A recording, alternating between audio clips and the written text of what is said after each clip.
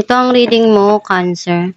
Welcome back to our channel. Naway nasa mabuti kayong kalagayan while watching the channel. This is a general reading. Kayo nang bahalang magpalit-palit ng situation nyo sa reading ko.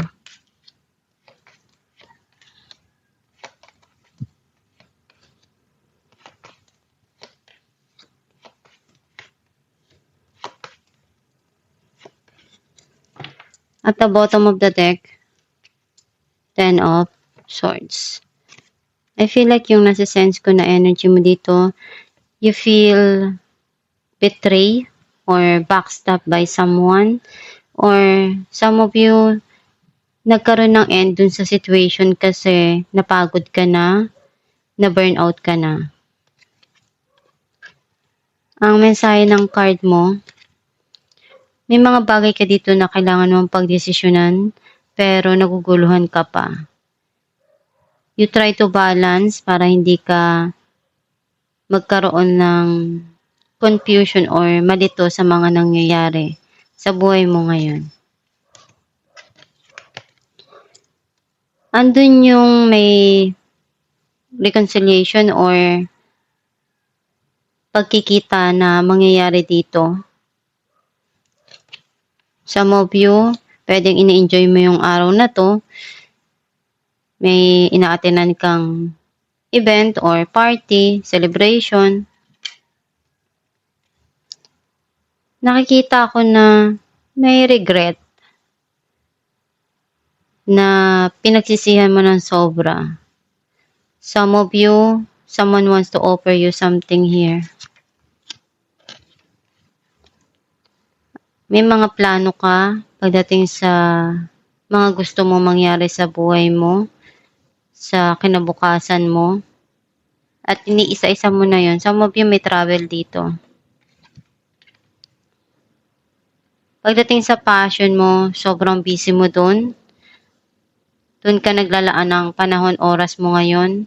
Some of you, someone sa buhay mo na pabalik-balik, pinapakita yung passion na pwedeng affection.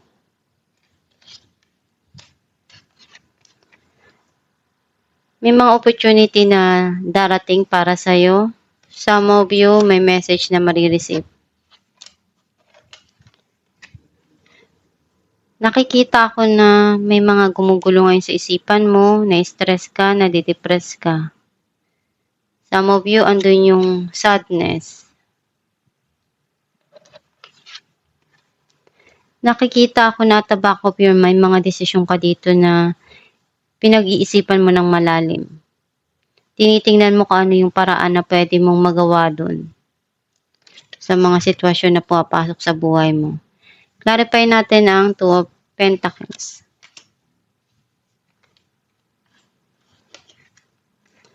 The World and King of Wands.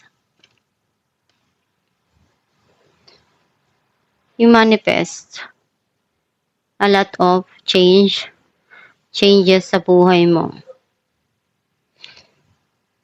May mga passion ka dito na gusto mong makuha at gagawin mo lahat ng makakaya mo. Do urong-sulong ka.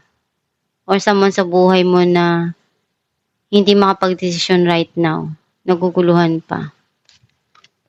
Clarify natin ang Four of Cups. Seven of Pentacles and the Sun. Andun yung nagiging okay ka na, nagiging masaya ka na, and iniisip mo uli na maglaan ng panahon, oras. May mga pinagsisihan ka dito na nangyari sa nakaraan. Clarify natin ang Knight of Wands. Five of Cups and the World. Nanghinayang ka sa mga bagay na nawala sa'yo, pero iniisip mo na lang na magkaroon ng pagbabago doon. And may mga bagay ka dito na gusto mong gawin yung makakaya mo. Some of you, someone sa buhay mo na nanghinayang siya dun sa mga pinagsamahan nyo at gusto niyang magkaroon ng pagbabago. Clarify natin ang 9 of Swords, 2 of Cups, and the Fool. Nakikita ko na andun yung papasok sa buhay mo na bago mong pagdadaanan. Kailangan mo na matutunan na mahalin yung sarili mo, punuan yung sa tingin mo kulang, yung emptiness sa puso mo. Mas mahalaga kasi na matutunan mo munang mahalin yung sarili mo bago ka magmahal ng iba. Some of you, andun yung pagmamahal ng dalawang tao na kahit anong mangyari yung pinagdaanan nyo, mas lalo kayong tumitibay. Clarify natin ang 3 of Cups, 6 of Wands, and 6 of Pentacles. May parating dito na blessing, may celebration. Some of you magkakaroon ng reconciliation at talagang magiging masaya ka doon dahil para sa'yo, isa yun sa talagang gusto mong mangyari. And something here na may regalo. Clarify natin ang 2 of Wands, Knight of Cups, and 8 of Cups.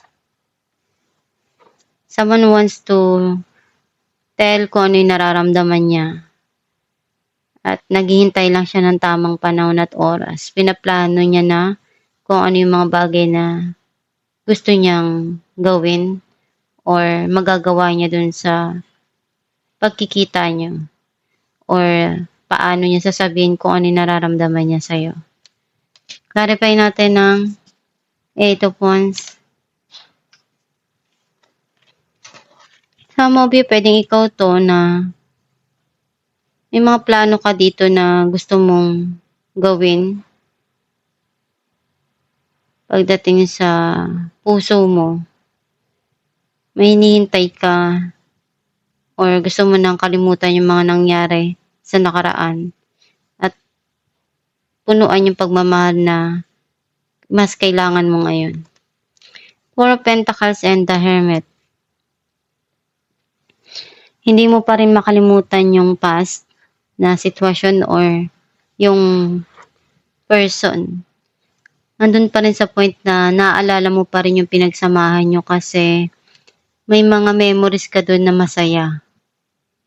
Very passionate yung memories na yun. Clarify natin ang the Moon.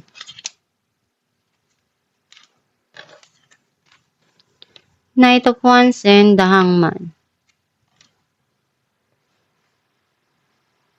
Sobrang busy mo. Ngayon, tinutuon yung attention mo.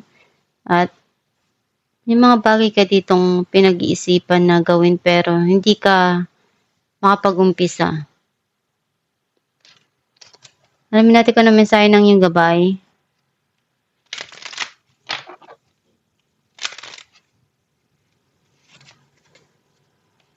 Cupid. We send great waves of love into your heart and mind, awakening your love for life itself. Your clear decisions to accept and enjoy romance has triggered this reawakening. Allow yourself to spontaneously celebrate love in all of its glorious aspects. Ang mensahe ng yung gabay na nagpapadala yung gabay mo ng anghel para sa puso, kumbaga. Kung handa ka na magmahal, andyan lang yun sa tabi mo. And magdasal ka lang palagi kung ano yung gusto mong mangyari sa buhay mo. Pagdating sa pag-ibig or anything. Gawin mo lang palagi yung makakaya mo sa mga sitwasyon na binibigay sa'yo. Magdasal ka lang at ihiling mo sa kanila kung ano yung mga pangarap mo. Magpakatatag ka lang kung ano yung mga bagay na pinagdadaanan mo ngayon at lilipas din yung mga pagsubok na yan. At kung ano man yung mga bagay na sa tingin mo kailangan mo pagdesisyonan, pag-isipan mong mabuti para hindi ka magkamali at pagsisihan mo sa huli kung sa tingin mo mali yung desisyon na yun. Kaya kailangan mong pag-isipan at pagplanuhan kung handa ka na bago ka sumabak dun sa mga bagay na papasukin mo. At itong yung reading, Cancer, kung naka-resonate ka, kindly comment down below. Thank you for watching.